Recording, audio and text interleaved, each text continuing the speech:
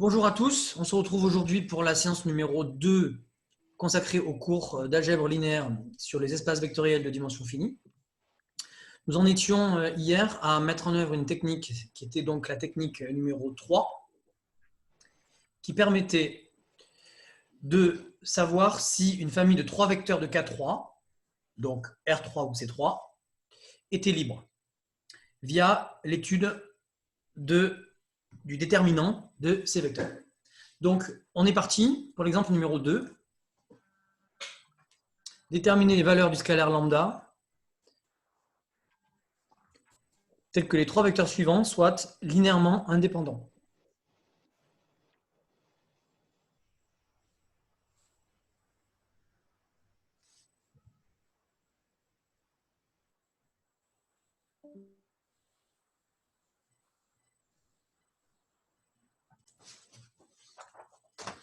Donc, vous avez pu mettre sur pause pour éventuellement calculer ce déterminant. Voici donc la correction. Le déterminant de UVW. Donc, on prend les 3 vecteurs, on les met en colonne. On développe, conformément à la définition du déterminant vu au début de la première année, par rapport à la 3e colonne du déterminant. On verra plus tard qu'il y a d'autres méthodes de calcul. Et donc, tout calcul fait, on obtient lambda plus 7 pour ce déterminant. Donc, conclusion, attention, il manque un moins. La famille est libre si et seulement si le déterminant est si et seulement si le lambda est différent de moins 7.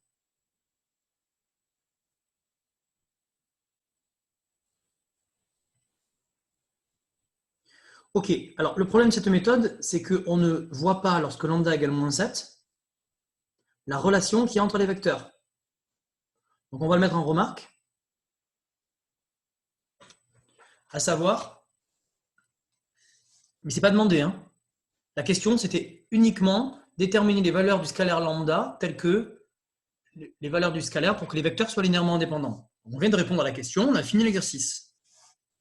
Mais je mets en remarque une question, c'est si jamais lambda égale moins 7, quel est le lien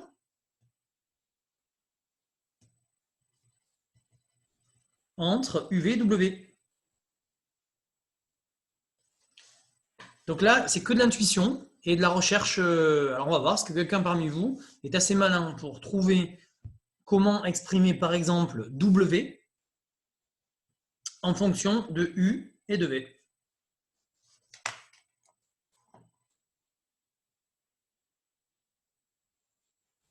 Sinon, Moins 3V moins U. moins 3V moins U, on vérifie. W égale moins 3V moins U.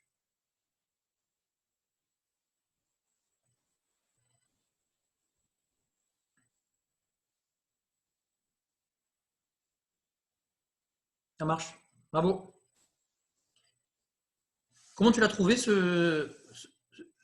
comment tu as trouvé cette relation, Simon? Bah, j'ai juste essayé de faire le moins 7 avec les deux. Et j'ai trouvé que c'était plus rapide de faire 3 fois 2. Donc bah, après, c'est sorti tout seul. Ouais, et après, tu as eu de la chance que ça marche. Parce que obtenir 7 grâce à 2 et 1, donc c'est une équation à coefficient entier hein, qu'on cherche, eh bien, elle admet une infinité de solutions. Donc, parmi l'infinité de solutions alpha-bêta telles que lambda, donc 7 est égal à alpha plus 2v, eh bien, il y en a une qui était plus facile que les autres, donc tu l'as choisie. Et il s'avère qu'elle fonctionne pour le reste.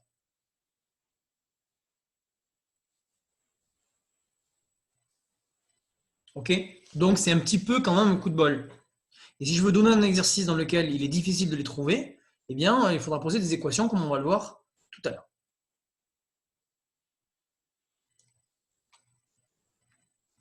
Alors, ça marche donc pour la dimension 3. Ça marche aussi évidemment pour la dimension 2, mais on a dit qu'on pouvait s'en passer grâce à la proportionnalité des coordonnées. Et maintenant, imaginons qu'on veuille aller à la dimension 4, dimension 5, dimension n. On voudrait travailler non plus dans R2 ou R3, mais R4, R5, Rn. Plus généralement, K puissance n. Eh bien, on donne ici la technique plus générale, qui est en fait une technique totalement générale, comme on verra dans un chapitre ultérieur, puisqu'on peut toujours se ramener à K puissance n en travaillant dans une base donnée. Donc, pour E égale K puissance n, technique A4.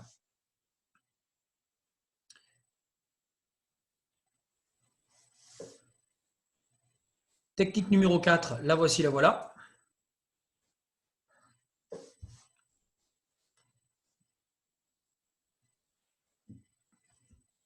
Donc, une famille de P vecteurs de K puissance n est libre. Donc, ça veut dire que tous les vecteurs ont n coordonnées.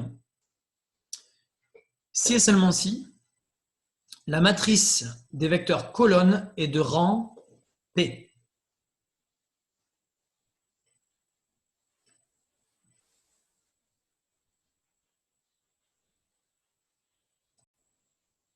Donc, la question qu'on se pose, c'est pourquoi déjà on met les vecteurs en colonne? Eh bien, il n'y a pas d'explication véritable autre qu'un habitus mathématique. Comme on vient de le voir dans l'exemple précédent, quand on calcule un déterminant, on a coutume de mettre les coordonnées en colonne. C'est une coutume. Et d'ailleurs, il existe un théorème qu'on verra en deuxième année et qui me dit qu'une matrice à transposer ont même déterminant.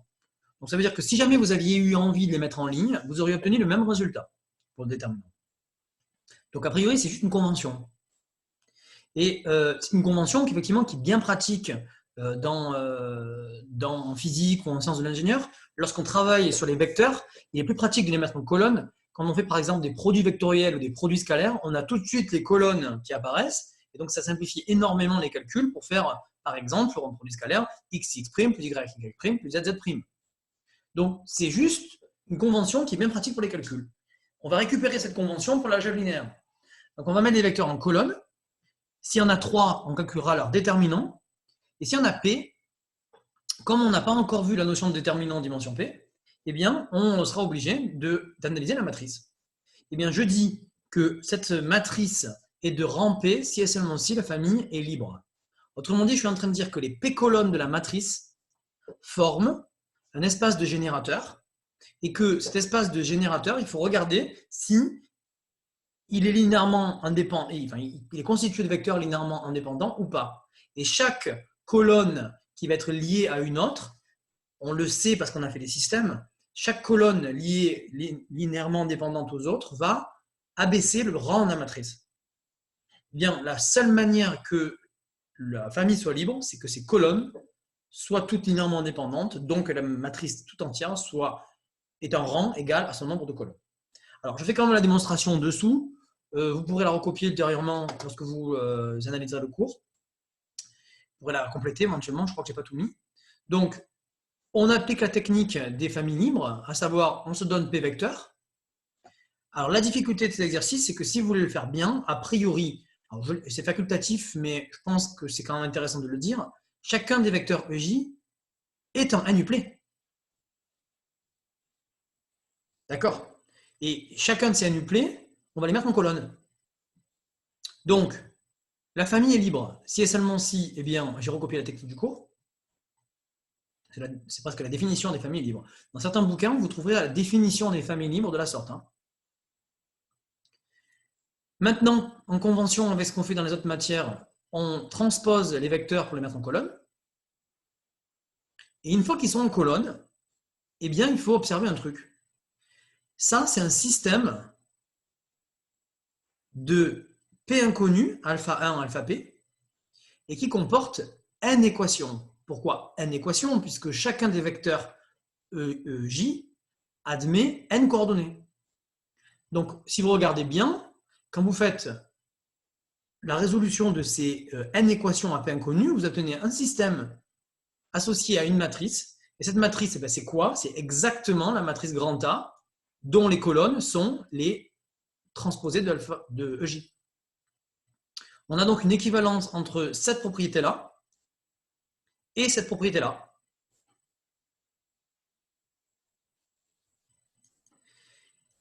Et dernière chose qu'il faut qu'on discute, qu'est-ce qu'on vient de dire là? On est en train de dire que ce système, ici, il a pour matrice associée la matrice grand A, et en plus, il a pour second membre 0, 0, 0, 0. Autrement dit, le système, il est homogène. Et on dit quoi? On dit que ce système homogène admet forcément pour unique solution le singleton 0. Donc on est en train de dire qu'on a un système de n équations à p inconnues qui admet une unique solution. Eh bien, reportez-vous au chapitre en question. Pour qu'un système comme ça admette une unique solution, cela signifie que la matrice grand A, lorsqu'on va la réduire par Gauss-Jordan, on doit obtenir absolument P pivot.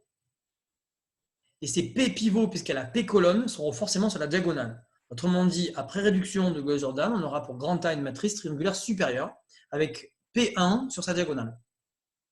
Ce qui signifie exactement que P est de rang, que A est de rang P, pardon.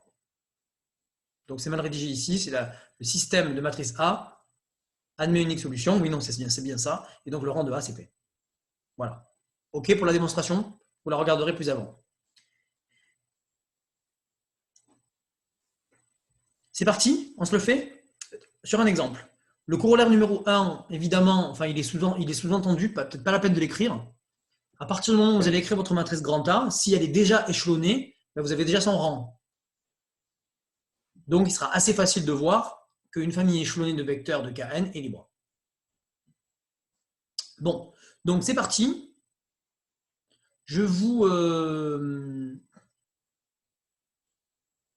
On se fait l'exemple numéro 3.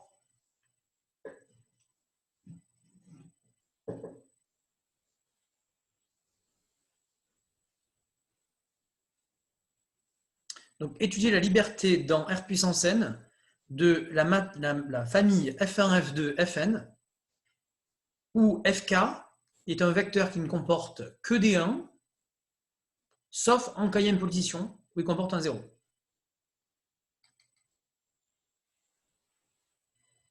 C'est parti.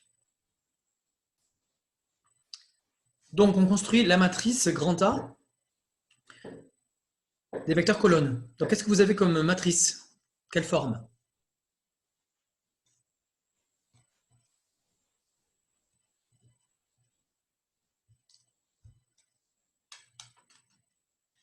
Comment vous décririez cette matrice? Une matrice symétrique avec une diagonale de 0. Et ailleurs, la diagonale? Que des 1. Voilà. Donc, c'est une matrice qui ne comporte que des 1, sauf sur sa diagonale où elle comporte des 0.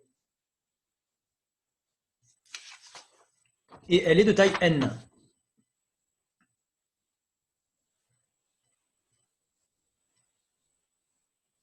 Alors, là, la question est importante. On n'a pas trop fait l'exemple en dimension n. On en profite d'en faire un ici. Comment est-ce que vous feriez pour trouver le rang de cette matrice?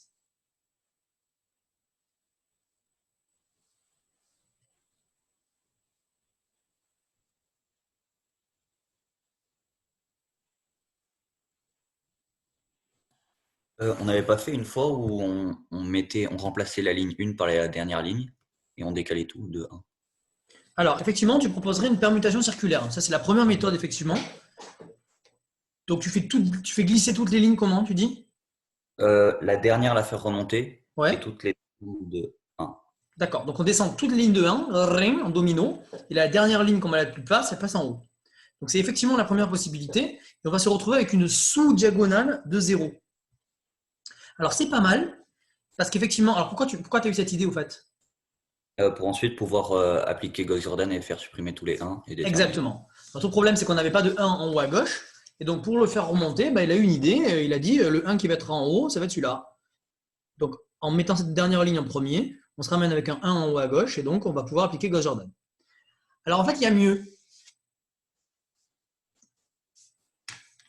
Il y a mieux parce que comme là, il y a n, comme il y a n lignes, le fait de proposer cette opération-là, ça casse un peu la symétrie. Parce que tu vois, ta diagonale, tu avais une matrice symétrique, comme disait Simon, et en fait, en faisant une permutation circulaire des lignes, tu fais passer les zéros en dessous de la diagonale. Donc, comme on casse la symétrie, on risque de casser l'algorithme. On pourra s'en sortir. Hein. Mais est-ce que quelqu'un voit une méthode autre que celle de la permutation des lignes pour faire apparaître un 1 en haut à gauche? Une transposée. Alors, si on transpose comme la matrice est symétrique, ça ne change rien.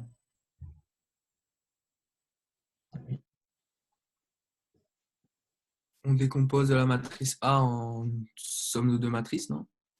Alors, pour trouver le rang d'une matrice, décomposer une matrice comme une somme, ça ne sera pas une bonne technique.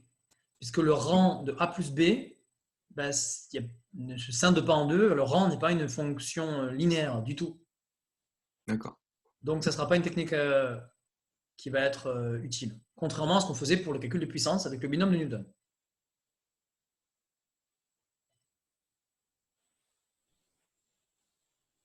Vous vous rappelez pas de cette technique dont j'ai parlé quelques fois dans le chapitre sur Gauss-Jordan où j'avais dit bon, c'est un truc qu'on fait souvent en maths, mais qui pour l'instant ne nous est pas très utile. Là, c'est le cas. On fait la somme de toutes les lignes Et on met ça où? et on met ça dans la première ligne. Exactement. Là, ce que je viens de vous présenter, c'est une matrice circulante. Elles sont souvent circulantes, les matrices en maths, parce qu'on aime bien la symétrie. Et donc, le fait de mettre un 0 sur la diagonale, c'est assez logique. Vous comprenez, j'ai mis des 1 partout, sauf sur la diagonale où j'ai mis des 0. Ça va arriver assez souvent, ces trucs. Eh bien, si vous avez des matrices qui sont circulantes, et si vous avez cette idée que vient de vous soumettre Simon, eh bien, vous allez gagner un temps fou. En effet, on se lance dans l'équivalent en ligne. Je vous rappelle que le symbole, c'est équivalent en ligne comme ça, parce qu'on est en train de calculer un rang.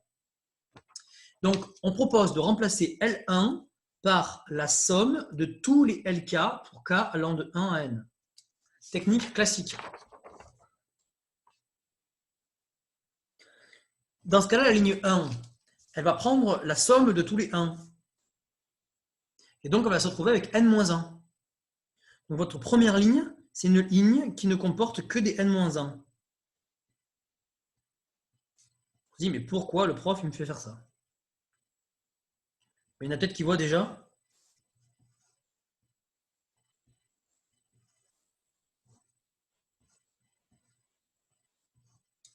À quoi ça va nous servir d'en arriver là?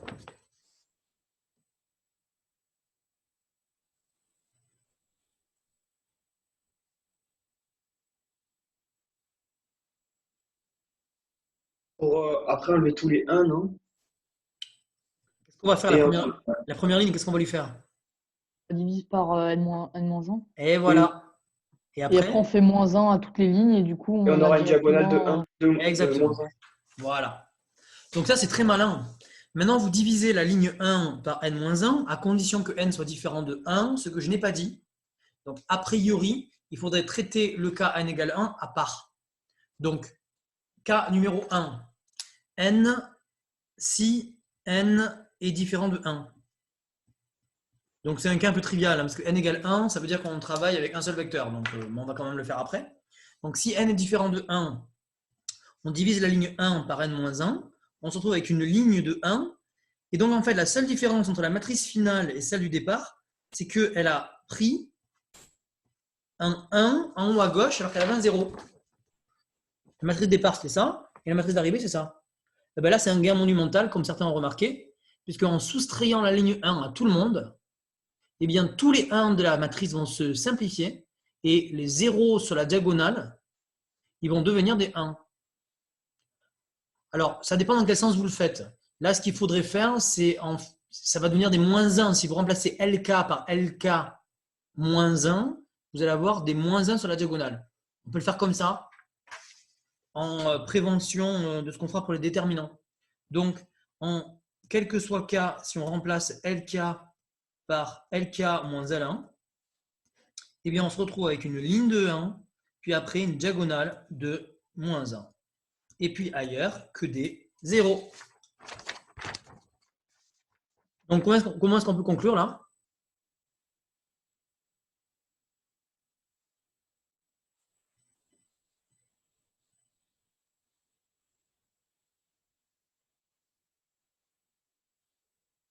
Quel est donc le rang de la matrice finale?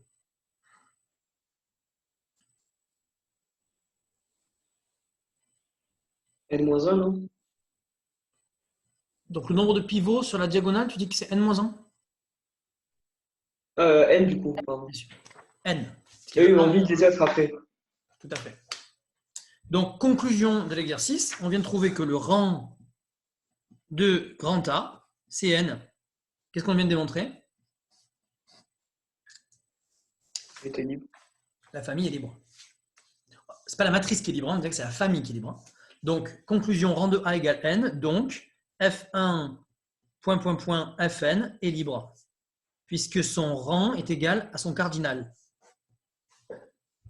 Elle a N vecteurs qui constituent une matrice colonne, une matrice de vecteurs colonne de rang N, donc la famille est libre. Dernier cas à traiter, si N égale 1, donc c'est le cas où on n'a qu'un seul vecteur F1, et ce vecteur F1, il faut qu'on réfléchisse, mais par convention, on a dit qu'on mettait des 1 partout, sauf à la ième place où on mettait un 0. Donc le vecteur F1, c'est le vecteur 0. Et la famille 0, rappelez-vous, elle est liée.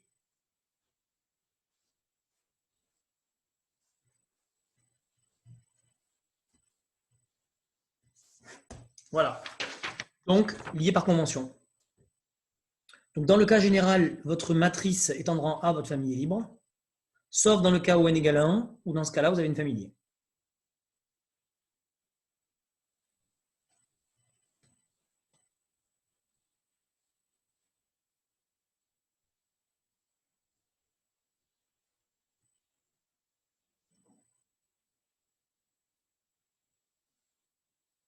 Voici. Donc, vous voyez la puissance de Gauss-Jordan qui nous retombe dessus, qui nous permet dans l'algèbre linéaire d'étudier la liberté dans K puissance 7 de manière rapide. Vous allez voir que c'est une technique en fait très générale. On aura l'occasion d'en reparler très vite.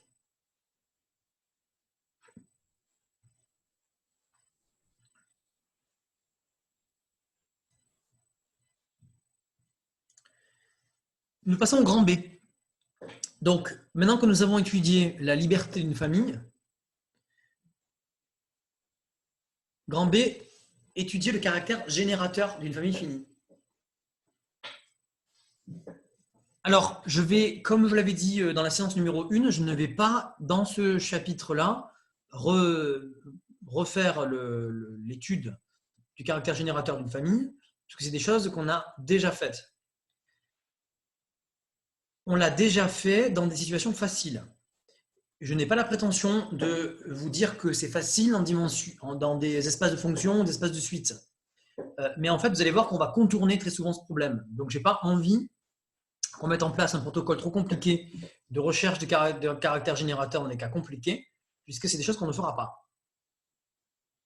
Donc, tout simplement pour la technique numéro 5, la seule chose que vous pouvez faire pour étudier le caractère générateur d'une famille, c'est de revenir à la définition. À savoir, E1, E2, EP est génératrice de grand E ou engendre grand E, vous choisissez votre vocabulaire. Si et seulement si, l'espace engendré par E1, E2, EP est égal à E.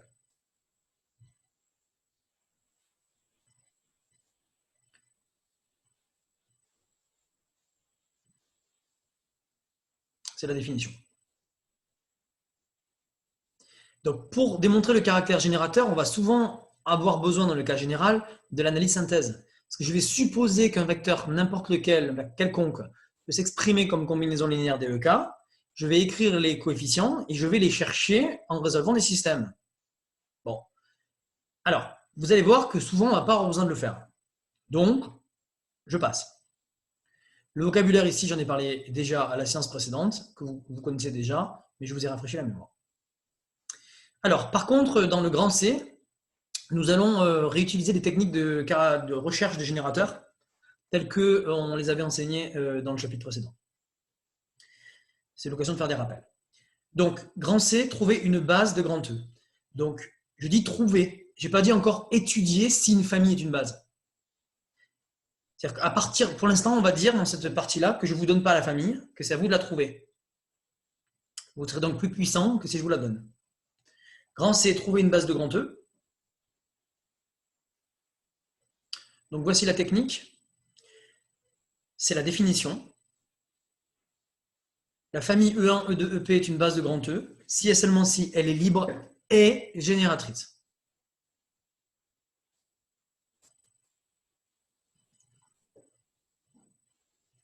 Donc, a priori, il y a les deux choses à vérifier lorsque vous construisez votre famille pour qu'elle devienne une base de l'espace ambiant.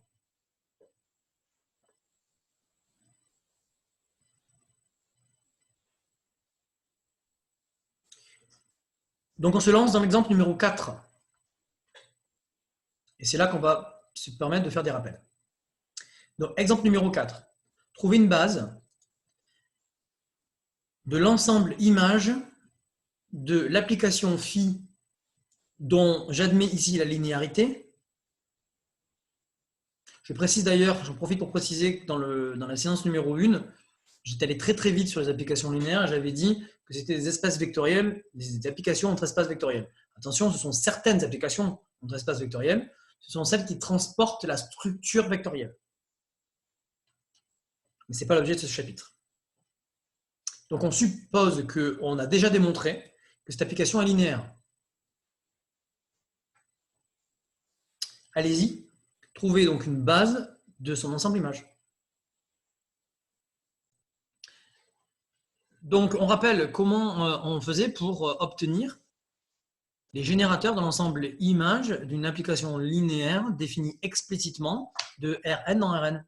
Quelqu'un a une idée? Oui, du coup, on décompose l'ensemble ici présent comme une combinaison linéaire d'ensemble dont le premier est factorisé par x, le second par y et le dernier par z. Voilà. Alors, à la place d'ensemble, j'aurais dit vecteur. Parce que si tu dis ensemble, c'est qu'ensemble, d'ailleurs, autant en Python d'ailleurs qu'en maths, c'est entre accolades. Quand c'est entre parenthèses, c'est vraiment des vecteurs, quoi. C'est des triplés, c'est des vecteurs. OK? Voilà. Donc, ça donne quoi? Ça donne que finalement, donc, quel que soit x, y, z appartient à R3, à K3, on a dit ici.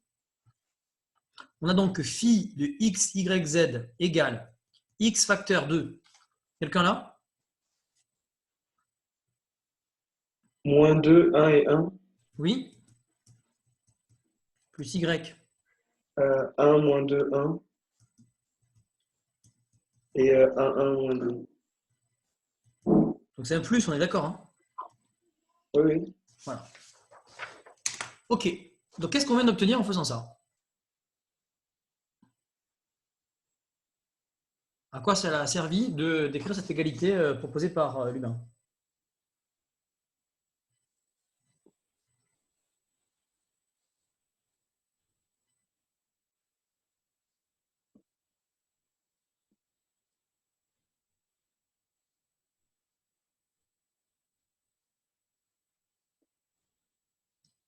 Ces trois vecteurs, qu'est-ce qui permet de trouver?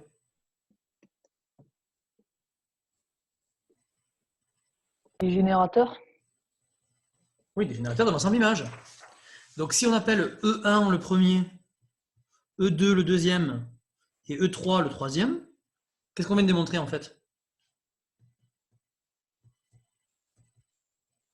Que im de phi, c'est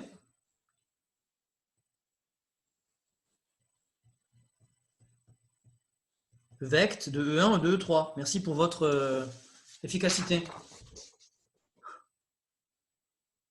Donc ça y est, on vient de trouver une famille génératrice. OK?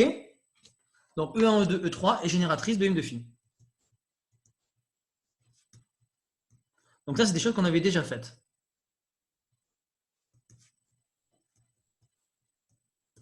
Alors, qu'est-ce qu'il reste à chercher?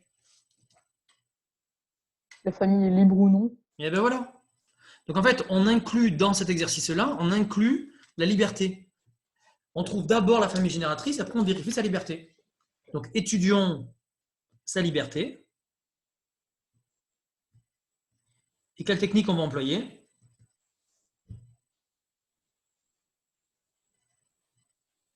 Vu qu'on est en dimension 3, on peut prendre le déterminant. Voilà.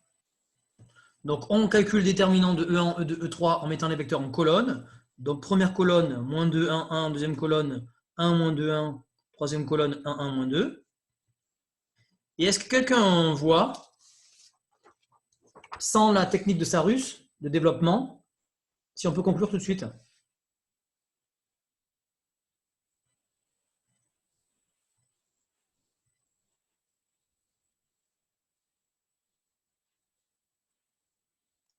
C'est comme la matrice, si on additionne toutes les lignes, Oui, bah, il y aura une ligne de 0. Non, c'est pas ça, non, c'est pas. oui, c'est ça. Ah si, bah, si on additionne tout, ça fait une ligne de 0. Oui, Et, et du coup, le déterminant sera forcément nul. Parce exactement. qu'on remplace une ligne par 0 et du coup, ça fera 0 fois 0. Enfin, 0 fois quelque chose à chaque fois. Et oui. Alors, ce qu'on n'a pas dit, c'est que le déterminant est invariant par ce genre d'opération. On ne l'a pas dit, hein. On n'a pas encore fait trop de choses sur le déterminant. Donc, en tout cas, ce qui est sûr, c'est que ce déterminant, il est nul, on en est sûr, ou parce qu'on l'a calculé en développement par rapport à la troisième colonne, ou parce qu'on est passé par la matrice et qu'on a vu que la colonne 3 plus la colonne 2 plus la colonne 1, ça faisait 0. Donc, automatiquement, ces trois vecteurs, ils sont liés. Donc, étudiant sa liberté, méthode numéro 1 avec le déterminant. Méthode numéro 2, on remarque immédiatement que E1 plus E2 plus E3, comprenez hein, pourquoi c'est une technique qui est agréable, hein, ce que je vous montre. C'est que ceux qui pensent à faire la somme, tout de suite, en fait, ils ont la relation E1 plus E2 plus E3 égale 0. Donc, ce n'est pas la peine d'étudier la liberté. La famille est liée. Donc, quand j'écris 0, ici, on est d'accord, c'est le 0, 0, 0, hein, c'est le triplet. Hein. D'accord, égale 0 de R3. Conclusion, la famille est liée.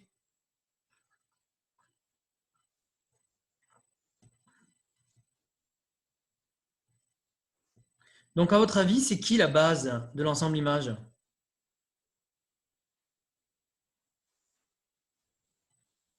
Une base de l'ensemble image, vous choisiriez quoi alors?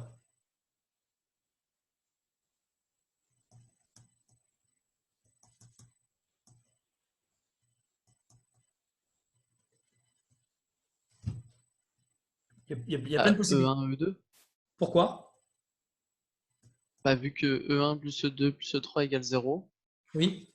ça veut dire que si on prend juste E1, E2, on pourra trouver une combinaison entre ces deux-là qui sont égales à E3.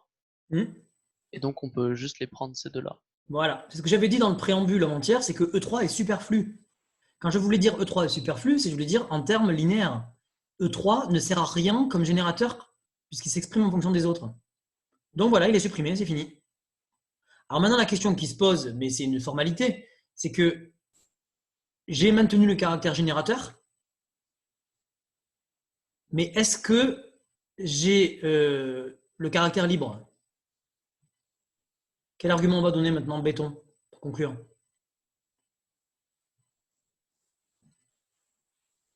Est-ce que la famille E1, E2 est libre? Bah, du coup, E3 peut s'exprimer comme une combinaison linéaire de. Donc lui, il n'existe plus, ça y est. Et maintenant, E1 et E2, entre eux, est-ce qu'ils forment une famille libre? Oui, parce que. Non, vu qu'il n'y a pas de coefficient de proportionnalité entre les deux. Voilà. Et je crois que Sophie, tu avais la réponse aussi? C'était l'oral, mais oui. Laurane, pardon, Ouais, excuse-moi. pardon. C'est ça. Bravo à tous. Donc c'est bien ça. Évidemment, on a fini en fait. Je détaille énormément parce qu'on commence le chapitre. Évidemment, là, vous pouvez conclure tout de suite, c'est une base, hein, je ne vais pas vous embêter. E1, E2 est bien libre et génératrice. Donc, E1, E2 engendre hymne de phi. Mais E1, E2 est libre, évidemment. Donc, conclusion finale de l'exercice, E1, E2 est une base de hymne de phi. Et voilà, on a fini l'exercice.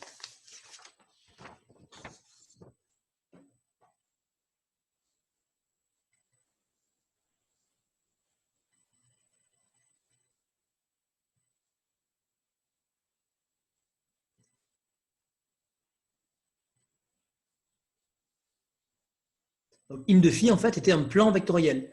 Dans le chapitre précédent, je ne vous avais pas trop embêté avec ça. On l'avait déjà rencontré une fois ou deux, cette situation, et on voyait tout de suite la liaison, parce qu'il y avait deux vecteurs identiques, par exemple. Donc ici, à partir de R4 ou R5, vous ne verrez plus les liens, donc vous serez obligé d'étudier la liberté. Et dès que vous étudiez la liberté, en fait, vous trouvez ce qu'on va appeler le rang de la famille. Parce que vous allez voir le nombre de pivots qu'il y a dans la matrice. Donc le rang de la matrice que vous obtiendrez, ce sera exactement le nombre de vecteurs qu'il faudra maintenir dans la famille pour avoir la liberté.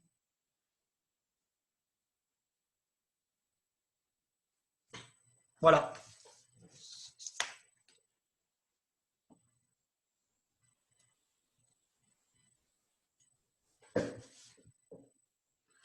Alors, lorsque nous travaillerons dans les espaces usuels, il faudra que vous soyez capable, qu'on vous la donne ou qu'on ne vous la donne pas, de déceler, de reconnaître la base canonique de ces espaces. Alors, canonique, je rappelle que ça vient du terme canon, non pas au sens militaire, mais au sens esthétique. Le canon, c'est la référence. Donc, c'est la base de référence, en fait, qu'on veut dire. Et il faut qu'on soit tous d'accord, qu'on vous enseigne en fait le même canon pour qu'on soit tous d'accord sur la référence. Sachant que, comme toute référence, c'est une convention. Alors, qu'est-ce que vous prendriez naturellement comme base canonique du R espace vectoriel R? Déjà, il faut que vous sachiez la dimension de grand R vu comme R espace vectoriel. On n'a pas encore parlé de dimension, mais évidemment, ça permet de savoir le nombre de vecteurs de la base. Vous en pensez quoi?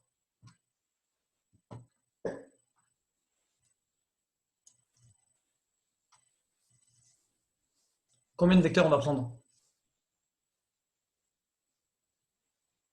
2 du coup, non?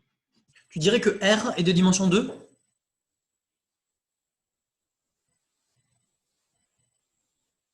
Non, non, ce serait plus judicieux. De quelle dimension est grand R vu comme R espace vectoriel? Il est de dimension 1. Et oui, rappelez-vous, dans le chapitre sur les réels, j'avais fait la droite numérique. Vous vous rappelez? Si on représente R comme une droite en mettant les nombres de moins l'infini à plus l'infini, c'est que ça a un sens, quoi. Sinon, on n'aurait pas fait une droite. R, c'est une droite, comme R espace vectoriel. Donc, il me faut un générateur. Vous prendriez quoi?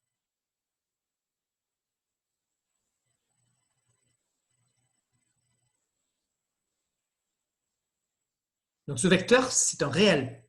On cherche un réel qui engendre tout R. On va prendre le vecteur unitaire. Alors, je veux un réel. Hein. Bah, 1. Voilà. Donc la base, c'est une base un peu triviale. Vous allez voir qu'on va très peu l'utiliser, même jamais. Mais c'est la discussion qui est intéressante. C'est à vous à chaque fois de me donner le type. Quand tu dis vecteur unitaire, il faut que moi, je comprends ce que tu veux dire. Toi, tu veux dire le vecteur i, quoi. Évidemment, tu vois la droite, tu vois 0, tu vois 1, et tu me dis le vecteur qui engendre R, c'est ce vecteur-là. Évidemment. Mais en fait, nous, on s'en fout des vecteurs géométriques maintenant, c'est fini. On veut un vecteur qui soit de typage, de type, qui soit cohérent avec l'espace. Comment on travaille dans le grand R? Eh bien, on prend comme vecteur 1, tout simplement. Donc, la base canonique de R, vue comme R espace vectoriel, est, entre parenthèses, le vecteur 1, tout seul. Alors, la base canonique, je ne l'ai pas écrite ici, mais si je pose la question, je vous pose la question. La base canonique du C espace vectoriel, c'est 1 aussi. Bravo. 1 aussi. Donc, si vous voulez le rajouter sur votre feuille, vous pouvez. La base canonique du CEVC est 1. Puisque tout vecteur complexe peut s'écrire comme 1 fois un scalaire complexe. Alors, plus délicat. Si jamais on se donne maintenant le R espace vectoriel C.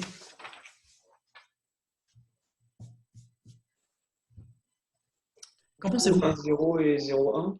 Alors, tu y es presque. 1, 0, 0, 1, c'est parfait, mais ça, c'est la base canonique de R carré. Tu m'as donné des couples. Donc, tu m'as donné des vecteurs de R2. Donc, tu travailles dans R2. Or là, je travaille dans C. Donc, il faut que tu me donnes les complexes associés. 1 et 1, 0 et 0, i. Alors là, c'est bizarre parce que tu me donnes des couples de complexes. Donc, tu travailles dans non. C2. Il me faut deux nombres complexes. 1 et i. Voilà. Alors, Alors, je sais que ça vous perturbe, c'est normal hein, que des nombres deviennent des vecteurs, ça vous perturbe. Et pourtant, c'est bien l'objet de l'algèbre linéaire. Voilà. Donc là, on est en train de faire une identification complètement dingue. On fait des bijections partout sans le dire. Hein. On est en train d'identifier l'ensemble des complexes avec l'ensemble des vecteurs du plan, avec R carré et avec l'ensemble des affixes. Enfin, donc là, tout s'identifie. Donc c'est pour ça qu'il faut faire de l'algèbre linéaire pas trop tôt dans sa formation, parce que sinon, tout devient inhomogène. Donc la base canonique du REVC, c'est 1,I. Voilà. Alors pourquoi? Parce que cette famille est libre et qu'elle est génératrice. Que tout vecteur, donc c'est un I, car C, c'est l'ensemble des A plus IB, virgule, avec AB qui sont deux réels. Et donc, si on fait ce qu'on disait tout à l'heure, ça fait vec de 1, I. Et cette famille étant manifestement libre dans C vu comme R espace vectoriel, eh bien, on a bien une base.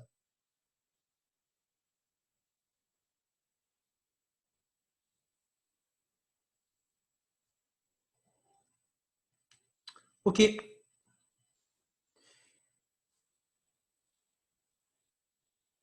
Donc maintenant qu'on a fait ces deux exemples classiques, on passe au cas général.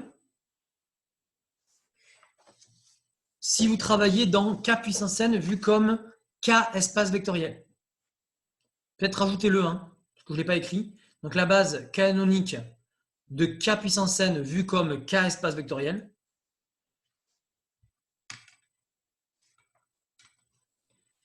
Je vais l'appeler Bcan. Je dirais souvent E1, E2, En. Et les E1, E2, En sont définis comme les vecteurs suivants, qui en fait ne sont que des généralisations de ce qu'on fait pour se repérer dans R3. Donc le premier vecteur, c'est le vecteur qui engendre, entre guillemets, le premier axe de coordonnées, qu'on appelle abscisse. E2, c'est le vecteur qui engendre le deuxième axe de coordonnées, qu'on appelle ordonnée. Le troisième, c'est la cote. Et puis après, le quatrième, ça n'a plus de nom, sauf en relativité générale où c'est l'axe des temps. Et donc là, on est en train de comprendre un truc intéressant, et c'est là que la dimension, elle apparaît. C'est qu'en fait, on voit qu'on a une dimension d'abscisse, une dimension d'ordonnée, une dimension de cote. Et puis après, si on a besoin d'une quatrième dimension, on va devoir faire appel à un quatrième axe, qui n'est pas un axe au sens concret, au sens géométrique du terme. L'axe des temps, ce n'est pas un axe géométrique. Et d'ailleurs, la question se poserait de est-ce que, en termes d'algèbre linéaire, il faudrait définir un mot de dimension qui s'applique au temps. Parce que si on dit qu'une dimension est qualifiée par une droite géométrique, c'est foutu. Parce que sur une droite, vous pouvez vous déplacer.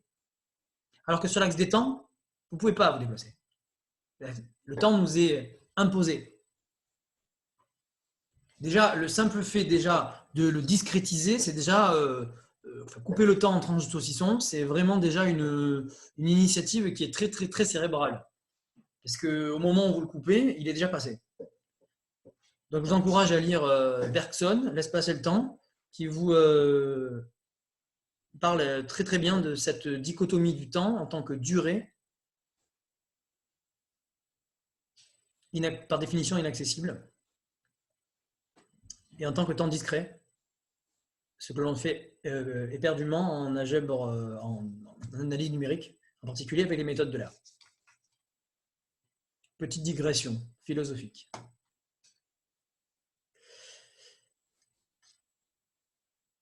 Enfin, dernière base canonique très classique, c'est la base canonique de l'espace des matrices de n lignes et p colonnes à coefficient en K, vu comme K espace vectoriel encore. Eh bien, cette famille, j'en ai parlé avant-hier, c'est la famille des EIJ. Et je rappelle que par définition, EIJ, c'est une matrice qui comporte que des zéros, sauf un 1 en ligne I, colonne J. Voilà. Ça, c'est EIJ.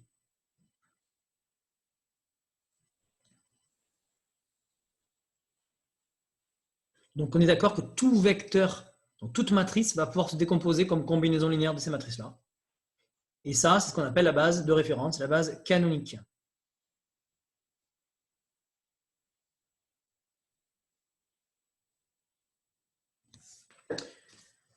Alors, dernière petite chose. Vous avez remarqué que je ne parle plus de l'ensemble des fonctions et de l'ensemble des suites. J'ai donné un exemple sur les fonctions au début du chapitre, avec, vous rappelez-vous, c'était cos, sin et 1, puis cos, sin et exponentielle x. Mais depuis, j'en ai plus reparlé. La question qu'on se pose, c'est est-ce qu'on est capable de trouver une famille libre et génératrice dans l'ensemble des fonctions? On en avait un petit peu parlé dans un précédent chapitre. Déjà, est-ce qu'on peut trouver une famille finie, génératrice?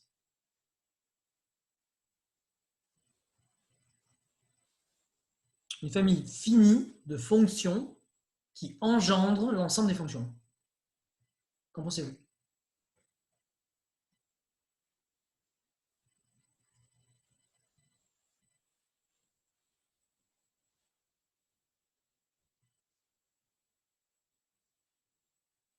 Moi, je pense pas, parce qu'une famille génératrice, c'est un espace vectoriel, et un espace vectoriel, c'est jamais fini, donc... Une famille génératrice, c'est un espace vectoriel? Une famille, c'est pas une famille, c'est une liste de vecteurs. C'est l'espace vectoriel engendré par cette famille qui est un espace vectoriel. Parce que sinon, si j'accepte ton abus de langage, je comprends plus ce qui précède. Parce que R puissance n, c'est bien un espace vectoriel de dimension finie. On a bien trouvé une base finie qui engendre tout l'espace. Donc la question que je pose, c'est en fait, quelle propriété a K puissance n que n'a pas l'ensemble des fonctions? Linéarité. La linéarité de quoi? Les fonctions, elles sont pas toutes linéaires, alors que K puissance A, non. Ouais, mais c'est pas. Si tu veux, le fait de pouvoir trouver un espace d'application linéaire, c'est pas parce qu'une fonction, c'est pas parce qu'un espace de fonction n'est pas forcément. Un espace de fonction est un espace vectoriel, là c'est sûr. Et pourtant, il contient des fonctions qui sont non linéaires. Tu as le droit d'avoir la fonction x carré dans ton espace de fonction. Elle n'est pas linéaire, mais c'est un vecteur, quoi. Au même titre que sin et de cos, qui ne sont pas linéaires. Vous ne voyez pas une famille libre, infinie, dans l'ensemble des fonctions?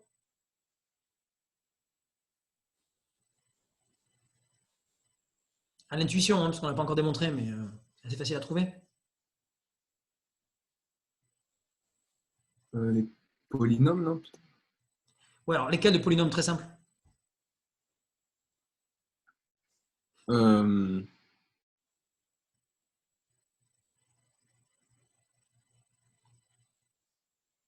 prendrait 1, après on prendrait quoi?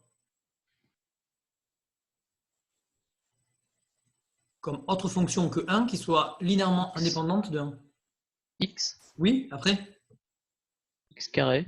Carré, Les x puissance n sont des polynômes de degré croissant strictement. On pourrait démontrer très facilement que c'est une famille libre. Mais c'est une famille libre qui est infinie. Donc ça veut dire que déjà, vous avez dans l'espace des fonctions une famille libre infinie. Et en fait, vous le savez déjà, cette famille, elle n'est pas génératrice. Sinon, on ne ferait pas de développement limité. On peut approcher le sinus et le cosinus par localement, et l'exponentielle et toutes ces fonctions-là, localement par un polynôme. Mais il n'y a pas d'égalité, jamais. Il y a toujours le petit o. Ce petit o, d'ailleurs, on ne sait pas ce que c'est une intégrale. On le démontrera dans 1 mois et demi. Mais ça se démontre assez facilement, c'est la formule de Taylor avec reste intégral. Donc, le truc, c'est que le sinus, le cosinus, l'exponentielle ne sont pas des polynômes. Donc, ça veut dire qu'il faut les mettre dans la famille. Et on a vu qu'ils étaient linéairement indépendants de 1. En fait, à la famille de tous les x puissance n, il faudrait que vous adjoigniez le sinus, le cosinus. Puis, il faudrait aussi adjoindre l'exponentielle, puis l'arctangente. Et puis, en fait, il faudrait regarder, mais il est facile aussi de démontrer que les exponentielles 2x, 3x, 4x sont toutes linéairement indépendantes. Bon, moralité, En fait, on ne pourrait pas créer une famille dénombrable. Donc, en fait, il existe toujours des fonctions qui sont linéairement indépendantes de celles que vous avez citées. Cet espace est de dimension infinie, au même titre que l'espace des suites. Donc, gros problème, ces deux espaces ne rentrent pas dans ce chapitre, vous pouvez l'écrire. Donc, cas de l'ensemble des fonctions et de l'ensemble des suites, ces espaces ne sont pas de dimension finie. Ils sont de dimension infinie. Donc, aucun des théorèmes qui suivent ou qui précèdent ne pourront s'appliquer à ces objets vectoriels. Donc, ces deux espaces, comme je le dis, ne rentreront pas dans le cadre d'application des théorèmes qui vont en suivre. Et cela montre que nous avons une conception de la dimension qui est finalement très incertaine. Parce que la dimension 2, la dimension 3, éventuellement les dimensions supérieures, on peut les concevoir intellectuellement. Et par contre, le fait de comprendre la dimension infinie, c'est quelque chose qui est totalement inaccessible à l'esprit humain, sauf à s'y baigner énormément. En fait, il faudrait voir quelles sont les propriétés que n'ont pas l'espace des fonctions et l'espace des suites pour réussir à approcher, à déceler intuitivement ce qu'est la dimension infinie. Mais en fait, notre esprit n'est pas capable de voir la différence qu'il y a, véritable, structurelle presque, entre une dimension 1 million et une dimension infinie. Et pourtant, la dimension, elle est de taille, elle est énormissime. On ne peut pas ramener l'étude des espaces des fonctions à une famille finie de briques élémentaires qui me permettrait de me repérer dans le magma fonctionnel. Mais même une famille infinie, en fait, est difficile à concevoir puisqu'elle n'est même pas dénombrable. Donc, il y a toujours des fonctions nouvelles à définir, en fait, et qu'on ne connaît pas et qui ne s'exprimeront pas comme combinaison des autres. Donc là, on rentre dans un truc que l'esprit humain est bien loin de pouvoir concevoir. OK ?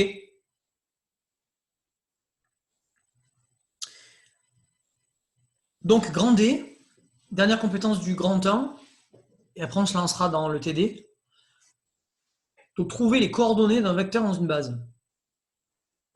Maintenant qu'on vient de trouver des bases, eh bien, on aimerait trouver les coordonnées d'un vecteur dans une base.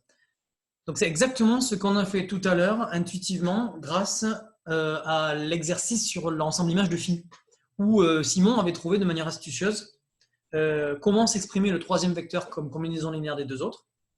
Et en fait, parfois, ça ne va pas être possible à trouver. Donc, on se lancera dans des calculs. Voici la technique, que j'appelle technique numéro 7. Soit B égale E1, E2, EP, une base de grand E. On l'a déjà trouvé précédemment dans l'exercice. Ça peut être la base canonique, ça peut être aussi une autre base. Et là, on touche à quelque chose d'extrêmement intéressant. Comment est-ce qu'on fait pour changer de base dans un espace vectoriel? Ça sera l'objet du chapitre 3 d'algèbre linéaire, qui en fait résonne énormément avec les problèmes de physique, en particulier les problèmes astronomiques, puisque évidemment, ce qui nous vient en tête, c'est les changements de base qui ont été très difficiles à faire accepter par Copernic et Galilée, puisque le système géocentrique, donc d'origine, la Terre, était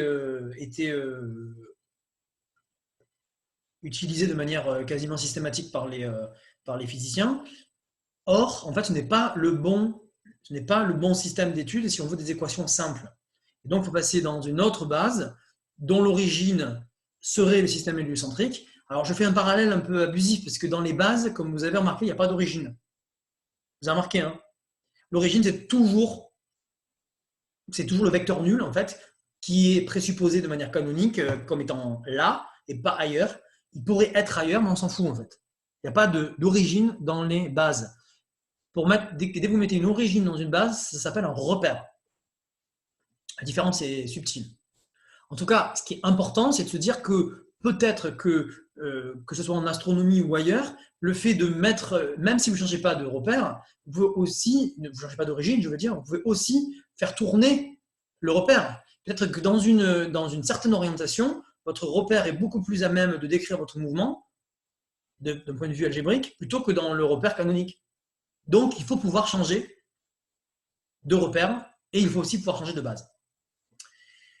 Donc, pour trouver les coordonnées, donc pour l'instant, on ne va pas donner de formule puisque c'est trop tôt dans l'année, mais on va au moins déjà commencer à appréhender ce problème. Donc, on se donne, pour trouver les coordonnées, ben, on se les donne. Donc, on pose alpha 1, alpha 2, alpha p, appartient à k puissance p. Les coordonnées de x dans B. Et alors, on résout le système x égale sigma des alpha i EI. Ça, c'est un système. Et les inconnus sont alpha 1, alpha 2, alpha p.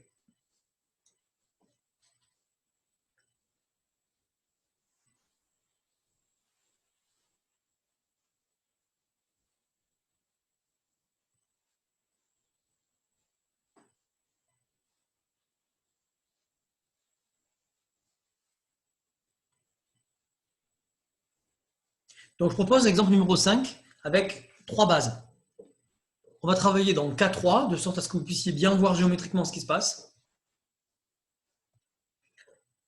Donc, exemple numéro 5. Dans K3, on considère un vecteur ABC, quelconque. Donc, quand je dis K3, pensez à R3. Hein.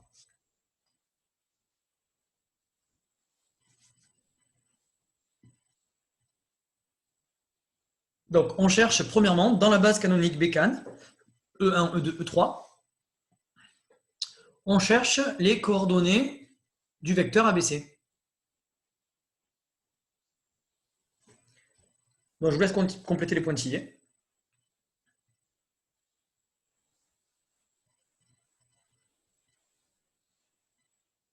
Et je rappelle que le vecteur E1, c'est 1, 0, 0. Le vecteur E2, c'est 0, 1, 0. Et le vecteur E3, c'est 0, 0, 1.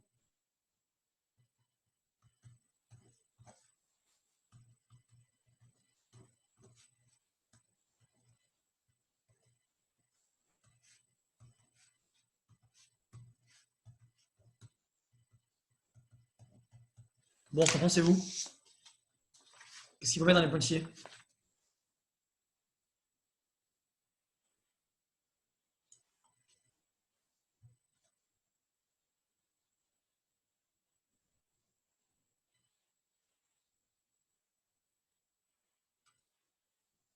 ABC, non?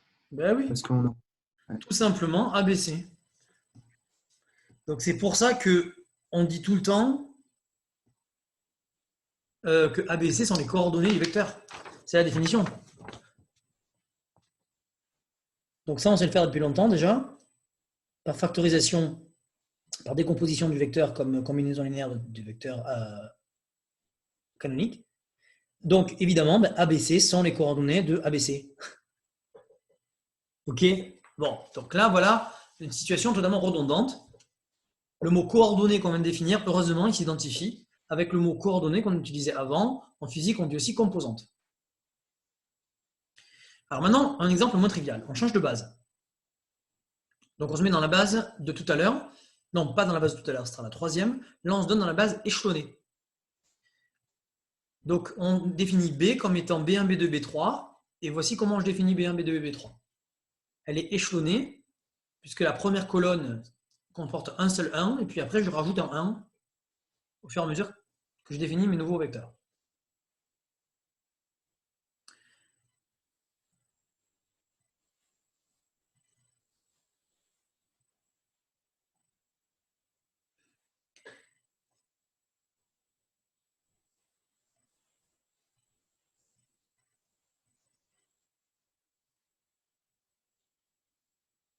Donc là, c'est parti, on applique la technique. Alors on va voir si on ne peut pas, dans cet exemple-là, s'en sortir facilement. Le concept, c'est on cherche alpha, bêta, gamma, qui sont 3 scalaires, donc appartient à K3, tel que le vecteur ABC s'écrive alpha fois 1, 0, 0, plus bêta fois 1, 1, 0, plus gamma fois 1, 1, 1. Et on cherche alpha, bêta, gamma. Voilà.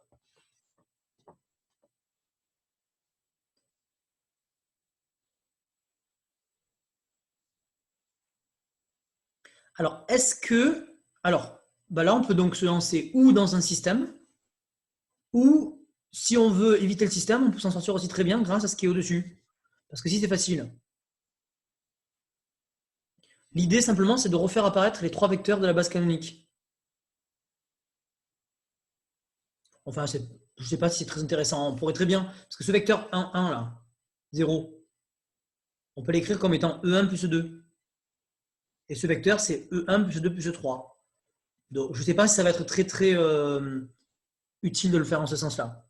Ce qui serait plus utile, c'est de partir de la ligne du haut là et d'essayer là-dedans de refaire apparaître celui-là, celui-là et celui-là.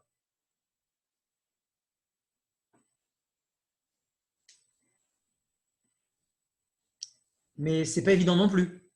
Parce que ce vecteur, c'est bon, là, celui-là, je l'ai. Et après, celui-là, il faudrait que je puisse l'exprimer en fonction de ça, ça et ça. On peut le faire quand même. Quelqu'un voit comment le vecteur E2 s'exprime en fonction des 3 nouveaux vecteurs? Le second moins le premier. Exactement. Et celui-là, c'est celui-là moins celui-là. Donc en fait, on peut quand même s'en sortir. Donc si jamais vous voyez ça, c'est nickel parce qu'en fait, vous trouvez tout de suite les coordonnées alpha, bêta, gamma en fonction de ABC. OK? Si vous ne le voyez pas, ben, c'est pas grave, vous vous lancez dans un système. Puisque maintenant, on va identifier donc, dans cette relation les abscisses, les ordonnées, les cotes, ce qui donne comme système, en colonne, A égale alpha plus bêta plus gamma. Deuxième, B égale bêta plus gamma. Et C égale gamma. Et voilà. Et donc, c'est un système d'une simplicité absolue. Les inconnus étant, rappelez-vous, alpha, bêta, gamma. Vous voyez, on a l'impression qu'on est en train d'inverser une matrice là. Hein. Vous verrez, je vous expliquerai plus tard pourquoi. Donc, pour trouver gamma, bêta et alpha, on fait simplement une soustraction de lignes. Et donc, on obtient que gamma, c'est C, que bêta, donc on fait la ligne 2 moins la ligne 3, ça nous permet de trouver que bêta, c'est B moins C. Et alpha, où on utilise les valeurs de bêta et de gamma qu'on vient de trouver, ou alors on soustrait L1 moins L2, et on trouve A moins B. Et voilà, ça y est, on les a. Donc les nouvelles coordonnées du vecteur ABC dans la nouvelle base sont les suivantes.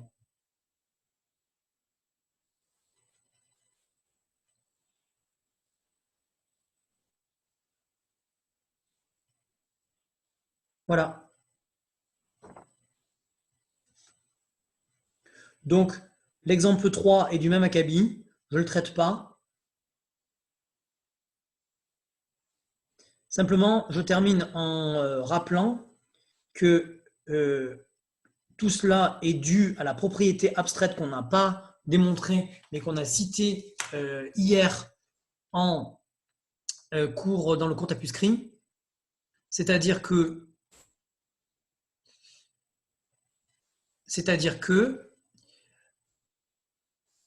le théorème central de ce fin de grand 1, c'est celui-ci. Nous savons déjà l'existence et l'unicité du PUPLE. Donc, nous ne sommes pas surpris de ne pas faire de synthèse. On n'a pas besoin de faire d'analyse synthèse, parce que là, on a posé alpha, bêta, gamma, on les cherchait, mais on savait déjà qu'ils existaient et qu'ils étaient uniques grâce au théorème. Donc, en fait, en résolvant par équivalence, on a automatiquement l'existence et l'unicité du système de coordonnées. Et ici, donc, je rappelle que l'existence était due au caractère générateur de la famille et que l'unicité a été gagnée par le caractère libre. En effet, je peux vous le montrer rapidement à la fin, mais si jamais vous avez un vecteur X qui se décompose dans une famille E1, E2, EP de 2 manières différentes, comme ça, imaginons donc qu'il y ait 2 systèmes de coordonnées différents.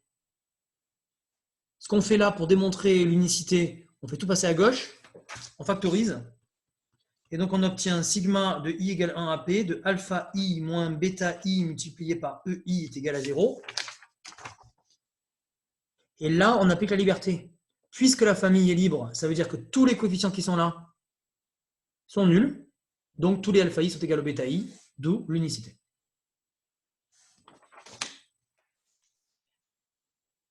Merci à tous pour cette deuxième séance. On enchaîne sur un TD qu'on n'enregistrera pas. Et rendez-vous donc en séance numéro 3 pour l'étude du grand 2 et du grand 3 de ce cours, mardi prochain. Donc, pour ceux qui nous écoutent et qui auraient donc envie d'avoir des indications sur les exercices de la planche numéro 15. Donc, on a commencé déjà l'exercice numéro 2, où on a appliqué exactement les mêmes techniques que dans l'exercice, le premier exercice qu'on avait traité dans la séance numéro 1 sur les fonctions. Et donc, on a bien précisé, attention, que si vous voulez trouver la liberté, par exemple, de la famille F1, F4, vous devez donc poser les alpha 1, alpha 4 qui vérifient ici cette équation-là. Et attention, attention, attention ici, n'oubliez pas le pour tout x appartient à R. Ce pour tout x appartient à R signifie justement qu'on est en dimension infinie. Et donc, en fait, vous allez obtenir une infinité d'équations dans votre système. Comme on ne sait pas résoudre ce genre de choses, eh bien, c'est là qu'on a l'idée de remplacer x par quelques valeurs et de voir si on obtient à la fin une unique solution par implication qui serait uniquement le singleton 0. Oui, 0 pour tous les alpha i. Et ce qui, dans ce cas-là, nous permettra d'affirmer la liberté de la famille. Là, nous sommes en train de traiter l'exercice numéro 3 d'algèbre linéaire. Donc, mettez des pauses au fur et à mesure dans l'enregistrement si vous avez besoin de faire les exercices en solo. Donc, il m'a été demandé comment est-ce qu'on traitait ce genre d'exercice. Et bien évidemment, les matrices sont des vecteurs comme les autres, pas de discrimination. Donc, en fait, on introduit les alpha, bêta, gamma, permettant d'affirmer que la combinaison linéaire de IJK est nulle.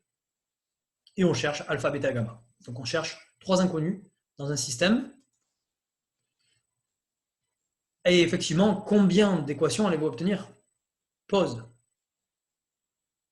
Réponse 9. Donc vous avez un système de 9 équations à 3 inconnus. Évidemment, il a beaucoup de chances de n'avoir qu'une seule solution, c'est 0, 0, 0. Vous n'obtiendrez jamais 0 solution. Il y aura toujours 0, 0, 0 qui va être solution puisque c'est un système homogène.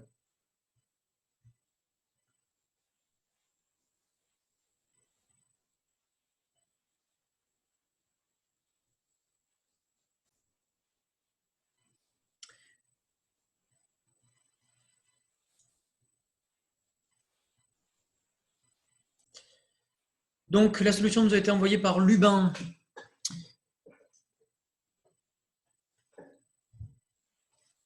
Donc voilà, si la page 1, qu'on ne lui demande pas de commenter parce qu'elle coule de source, on ne voit pas le égal 0 qui est à droite. Si quand même, Lubin, c'est quoi le 0? La matrice nulle. La matrice nulle, ok. Donc on est tous d'accord. Il a distribué les alpha i dans les coefficients des matrices. Et ensuite, pour terminer, donc tu nous dis quoi? On voit qu'il y a plein d'équations qui apparaissent 2 fois, voire même plus. Donc ça, j'ai tout barré. Oui. Et du coup, il y a alpha égale 2 à la 3e ligne. Donc ce qui implique que alpha 3 égale 0. Enfin, alpha 2 égale 0. Donc alpha 3 égale 0 à la 2e ligne. Et donc alpha 1 qui est égal à 0 à la 1re ligne. Ok. Donc, au niveau de la rédaction, tu rajoutes juste une équivalence devant le système. Il faut bien nous montrer que tu raisonnes par équivalence. Et après, bon, c'est un peu abusé comme rédaction, mais ça passe, quoi. Ça se comprend. Hein. Le fait qu'il met des équivalences comme ça, bon, on suit, quoi. Mais là, peut-être, le mieux, c'est de mettre implique ou équivaut à alpha 1 égale alpha 2 égale alpha 3 égale 0. OK? On met pas le gros système. Le gros système, c'est bien de l'écrire, je pense. Enfin, c'est vrai que c'est un peu long à écrire, mais on n'a pas le choix. Hein. Et les équations vont disparaître d'elles-mêmes. Enfin, personne ne va vous embêter à savoir comment vous avez fait pour résoudre ça. Hein. Donc, les 3 matrices forment une famille libre. Oui. Une famille, ça se met pas entre parenthèses. Ok. Donc IJK entre parenthèses forme au singulier une famille libre. Mais bon, on comprend comme ça, hein, ça va. La rédaction est correcte. Merci. Donc, la famille est libre. On vient de le démontrer avec Lubin. Est-ce que vous pensez que c'est une base de l'ensemble des matrices carrées d'ordre 3?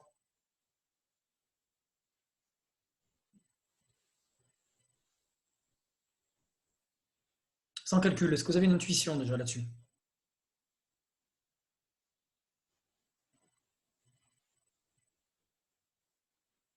On va voir si elle est génératrice, non?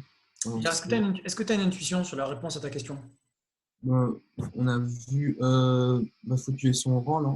Son rang, on pourrait.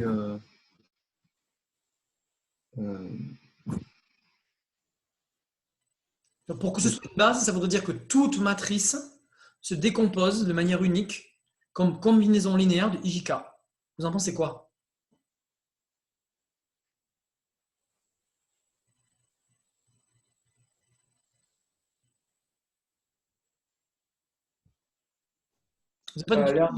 Oui, j'écoute.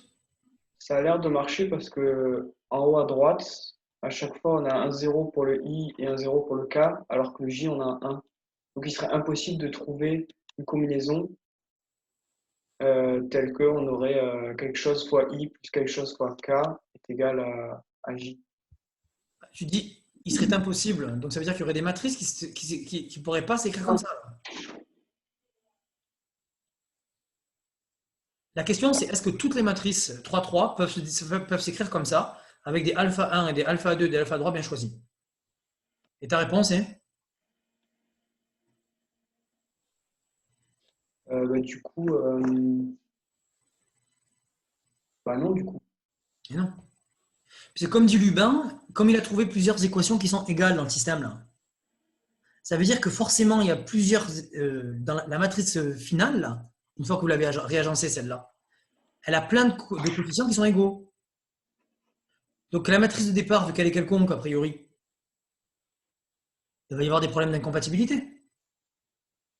Alors moi, je pensais, en termes d'intuition, je pensais que vous allez me parler de dimension, même si évidemment, on n'a pas encore vraiment détaillé. Qu'est-ce que vous pensez en fait de la dimension de l'espace dans lequel on travaille?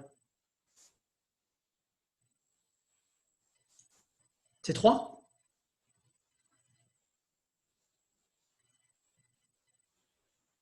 Est-ce que M3 de R est dimension 3 à votre avis? De 9, non? Mais ouais. Une matrice 3-3, c'est constitué de 9 coefficients. Donc en fait, nous avons 9 degrés de liberté dans la matrice. Vous qui faites de la SI, ça vous parle, degré de liberté. Il faut que vous vous disiez vraiment que vous avez 9 directions possibles. Chaque coefficient donne une liberté. Or là, je suis en train de vous demander si 3 matrices peuvent suffire à décrire l'espace tout entier. C'est absurde. Il nous manque 6 dimensions. En fait, on travaille en dimension 9 et on vous demande de ramener la dimension 9 à la dimension 3, ce qui est totalement absurde. Alors, ce théorème, on ne l'a pas encore. Donc, en fait, comme on ne l'a pas encore, on est obligé de dire ce qu'a dit Lubin, c'est-à-dire que on reprend donc sa correction et on dit, donc, question, est-ce que la famille est génératrice? D'accord? Elle est libre. OK. Donc, est-elle génératrice? Est-elle génératrice? Donc, la question, c'est soit M appartient à M3 de R.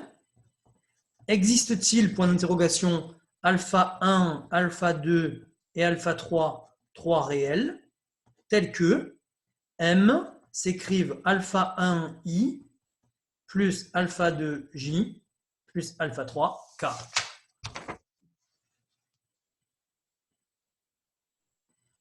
Existe-t-il, vous pouvez l'écrire comme ça sur une copie, ça passe. Hein. On comprend ça, hein, sans aucun problème. Point d'exclamation, c'est unique. Point d'interrogation, c'est une question. Bon, et bien là, effectivement, la réponse est non, puisque ça imposerait que, puisqu'on a 9 degrés de liberté dans le grand M, hein, non, car on a 9 coef indépendants dans le grand M.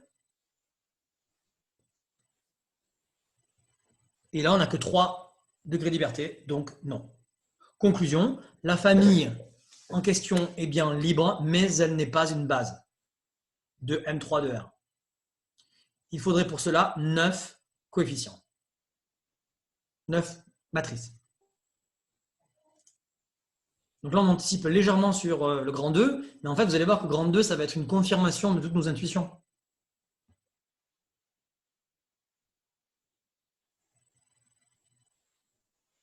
La liberté va suffire, en fait. Si vous avez 9 matrices, comme vous connaissez la dimension de l'espace ambiant, alors la liberté suffira et le caractère générateur, il découlera. Vous avez vu que le caractère générateur, c'est quand même un peu lourd, hein, parce qu'imaginez que je vous donne 9 matrices et je vous demande de démontrer qu'elles forment une famille génératrice. Il faut que vous montriez que toute matrice M peut s'écrire comme la somme des alpha I KI, où K1, K2, K3, K5, K6, K7, K8, K9 sont 9 matrices différentes. Donc vous allez avoir un système de 9 équations, pas de 9 équations, excusez-moi, 9 inconnues, mais vous allez avoir 9 fois 9 équations, donc 81 équations. Donc quand vous allez voir ça, vous allez prendre peur. Donc pour éviter ce genre de travail, eh bien, le caractère générateur, on va le squeezer après. C'est ce qu'on fera mardi. Exo numéro 4. Et là, pour qu'on puisse voir que, pour qu'on puisse conclure que ce soit une base, donc ce serait 9 matrices, mais des matrices 3-3, quoi. Eh oui. Donc pour montrer que la famille est libre, ça va être déjà du travail. Mais l'avantage, c'est que libre, c'est plus sympa que générateur, parce que dans le libre, il n'y a que des zéros dans le système. Alors que dans le générateur, on est obligé de prendre une matrice quelconque, avec 9 coefficients quelconques. Okay. Bon, de toute façon, la liberté pour beaucoup de vecteurs, c'est délicat. On ne vous demandera pas de montrer que 9 matrices forment une famille libre. Ça n'a aucun intérêt. Il vaut mieux le faire pour 3. Si vous savez le faire pour 3, vous savez le faire pour 9. Ou on trouvera des subterfuges.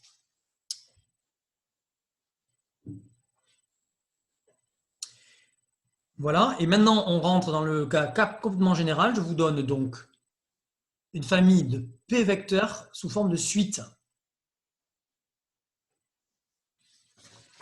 Donc, je ne vous demande pas si la famille est génératrice. Qu'est-ce que vous répondriez si je vous demandais si la famille F est génératrice de R puissance grand N étoile? C'est pas possible. Il n'y a pas de famille génératrice finie des suites. Voilà. Car l'espace des suites est de dimension infinie. Donc, clairement, grand F n'est pas génératrice. Par contre, la liberté, je suis en droit de vous la demander. Allez-y. Technique générale, on n'a pas le choix.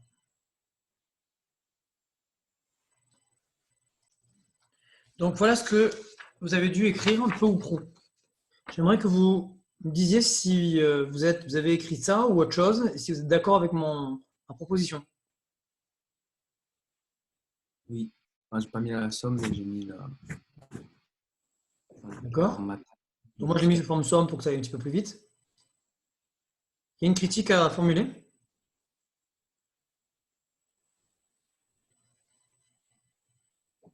N différent de 0. Non, mais alors, justement, il est où ce N là? bah, non, il est dans N. Pardon. Parce que la critique, c'est que le N, je ne l'ai pas introduit. J'aurais dû, non? Où est-ce qu'il faut l'introduire, ce N?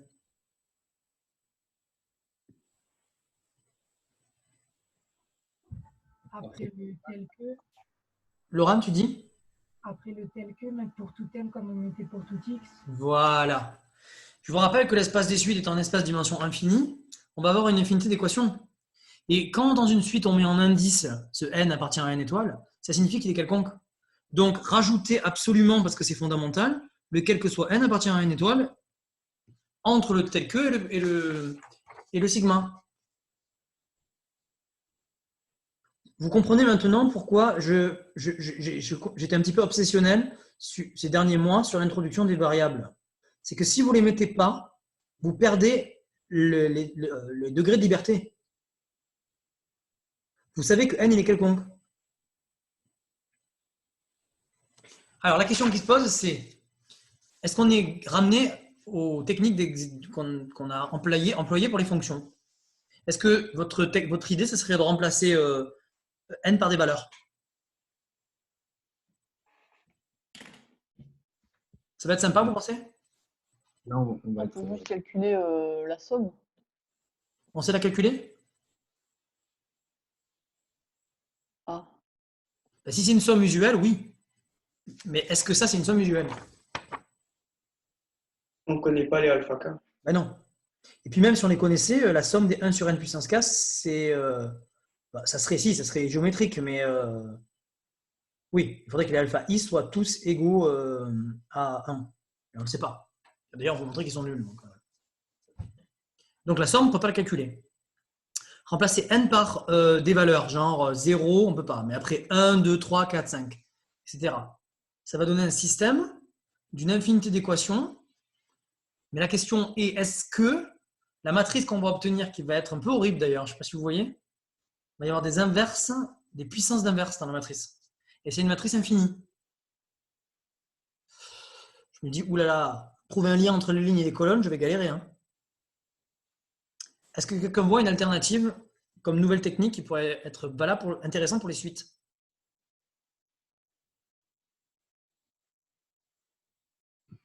On se ramène à un terme général, non? Tu penses qu'on peut trouver le terme général de cette somme? Ouais, non, ça va être... Non, on est foutu. Qu'est-ce qu'on a comme outil sur les suites?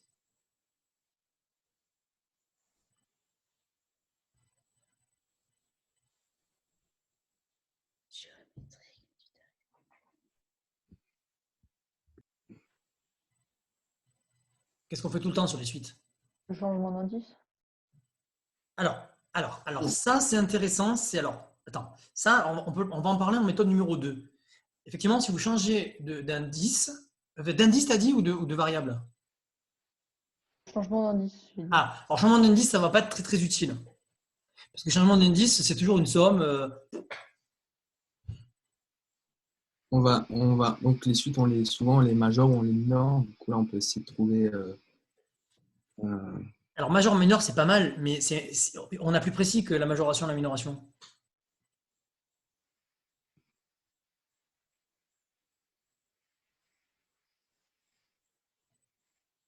Quelle est en général la première question que je vous pose quand je vous donne une suite?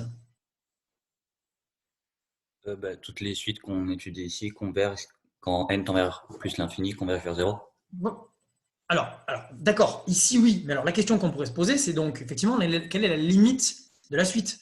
Et Florent parlait de majoration-minoration, mais on a plus précis comme relation de comparaison. Équivalent. Voilà. Alors évidemment, c'est un chapitre d'algèbre.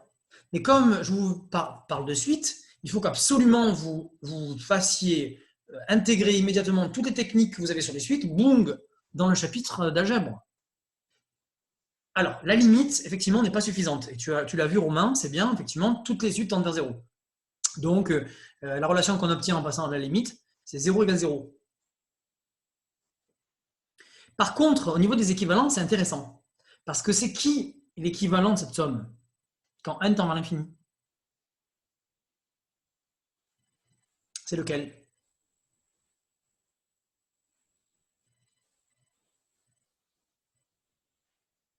Alpha 1 fois 1 sur n. Celui de puissance minimale.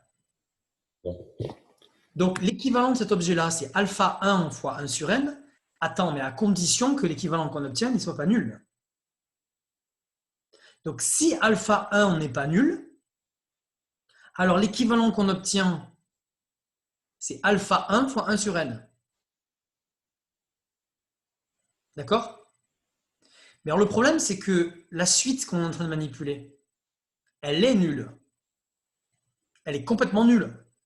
Elle est identiquement nulle. Et alpha 1 sur n, ce n'est pas équivalent à 0. La seule suite équivalente à 0, c'est la suite nulle à partir d'un certain rang. Or, alpha 1 fois 1 sur n, ce n'est pas la suite nulle à partir d'un certain rang. Donc, si on a l'idée de passer aux équivalents, c'est une première méthode, ce n'est pas la plus facile, mais elle est intéressante, c'est que si alpha 1 n'était pas nul, alors on aurait un problème. Parce que ça voudrait dire que alpha 1 fois 1 sur n serait équivalent à 0. Et ça, c'est faux. Absurde. Car la seule suite équivalente à 0, c'est la suite nulle à partir d'un certain moment. Maintenant, qu'est-ce qu'on fait? Qu'est-ce qu'on vient de démontrer en fait? Que alpha 1 égale 0 et du coup de proche en proche, on va pouvoir dire que Exactement. ils sont nuls. Voilà, on procède. Alors là, on peut pratiquement parler de récurrence immédiate. Hein. On procède de même, de proche en proche. Après, on peut faire le cas général aussi. Hein. On peut chercher la valuation du polynôme ici, en 1 sur n, en disant, prenons la puissance minimale telle que alpha i n'est pas nul. D'accord? C'est soit i, l'indice minimal, tel que alpha i n'est pas nul. Alors, on a que la somme est équivalente à alpha i fois 1 sur n puissance i, absurde.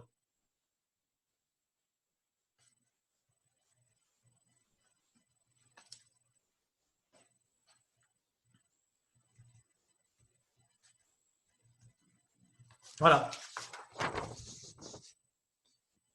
Donc, soit i l'indice minimal tel que alpha i n'est pas nul, alors on aurait que la somme est équivalente en l'infini à alpha i sur n puissance i, et donc c'est absurde. Parce que ça, on trouverait équivalent à 0. Donc là, j'en arrive à un stade de l'année où j'autorise l'équivalent à 0, mais attention, je l'autorise parce que la suite nulle est bien équivalente à 0. Et on a bien la suite nulle ici, puisque c'est pour tout n.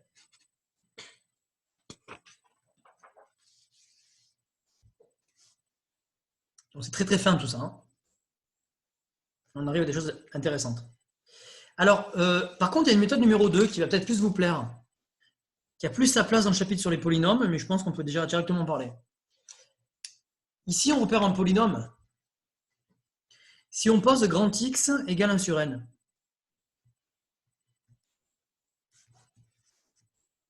posons grand X égale 1 sur n. Alors, dans ce cas-là, on a quoi? On a que sigma de k égale 1 à p de alpha k x puissance k égale 0. OK?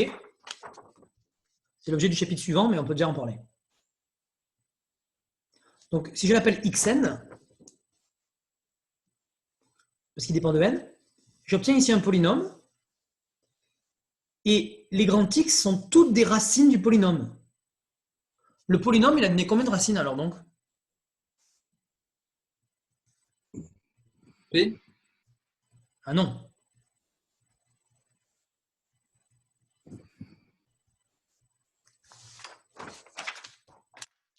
Je recopie, je rappelle que Laura nous a dit quel que soit n appartient à une étoile. Hein.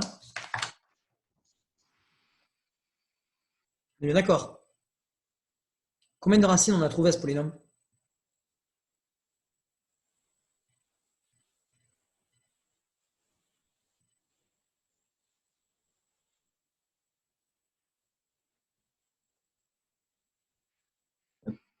T-1 du coup.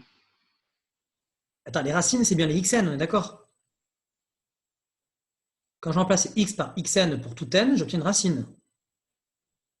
Donc 1 est racine, 1 demi est racine, 1 tiers est racine, 1 quart, 1 cinquième, 1 sixième. Combien on en a trouvé? Infinité. Bien sûr. On vient de trouver un polynôme qui admet une infinité de racines. Mais ça, c'est pas possible. Sauf si le polynôme il est nul. Alors j'anticipe sur le chapitre d'après, mais c'est quelque chose qu'on a déjà rencontré de nombreuses fois. On sait très bien qu'un polynôme ne peut pas admettre plus de racines que son degré. Et là, il est degré P. Donc P admet une infinité de racines, donc il est nul. Donc P est nul. Quand j'écris P est nul, ça veut dire P est identiquement nul. Parfois, vous verrez 3 barres ici, pour dire identiquement nul. P est le polynôme nul. Donc si P est le polynôme nul, ça veut dire que tous ses coefficients sont nuls. Et donc, ça veut dire que quel que soit K, alpha K est égal à 0. Voilà, truc très très fin, très intéressant, qui nous permet de voir en fait comment tous les chapitres peuvent avoir leur place en algèbre linéaire. Quand je vous disais en début d'année, vous verrez au mois de mars-avril, on fera une synthèse de l'année, ce n'était pas une blague. Je ne fais jamais de blague. C'est pas d'humour. Donc, vous aurez dû me croire. Voilà. Donc, sur cette note d'humour, j'arrête l'enregistrement pour aujourd'hui. Merci à tous.